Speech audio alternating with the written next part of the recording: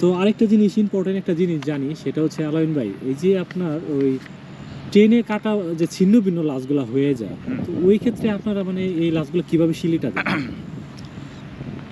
ওইটা আসলে এটা আপনিও জানেন, বিষয় হচ্ছে গিয়ে এরা ট্রেনে যারা কাটা পড়ে ওদের কোনো অস্তিত্বই থাকে না, ওদের অস্তিত্বই থাকে না, ওরা একেবারে কাইটে আর কি ছিন্ন ভিন্ন হয়ে যায়, ছিন্নভিন্ন যেটা হয়ে কিনা যায়। একটা বুড়ি একটা বাজারের ব্যাগেও ঢুকানো যায়, এরকম পরিস্থিতিতে আর কি ওই অ্যাক্সিডেন্টটা হয়।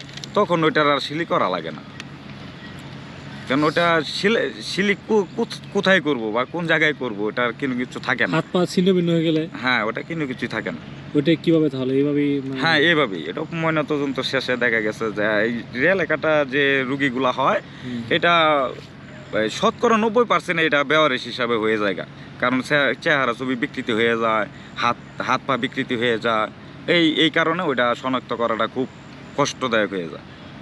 ওইটা দোয়ানো টোনো আর সম্ভব হয় না তো, না? না, তখন ওইটা দোয়ায়, কিন্তু ওইটা গুরুস্থানে যখন আমরা প্রেরণ করি তখন এই খাদেমরা এটার উপর দিয়ে এটা তো আর ওই একটা আস্ত মানুষের যেভাবে ধোয়ানোর কাজ সম্পন্ন করা হয় ওইটার তো আর ওই সম্ভবটা হয় না।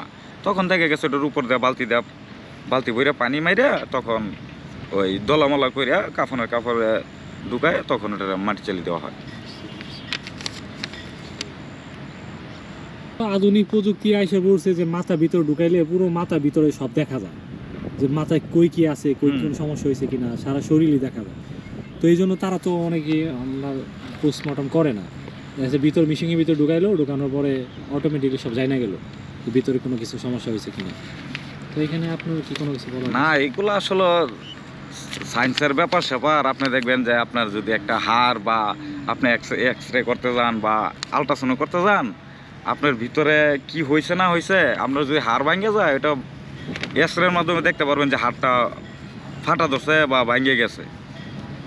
কিন্তু একটা মানব দেহের ভিতরে ওই একটা হাড়ে কি সমস্যা হয়েছে বা একটা লিভারে কি সমস্যা হয়েছে এগুলো কইলাম মেশিনে বলে দিতে পারবো না, বা এগুলা কইলাম কালার প্রিন্টও আইব না যে আসলে ভিতরে কতটুকু আঘাত পাইছে বা ভিতরে কি হয়েছে না হয়েছে।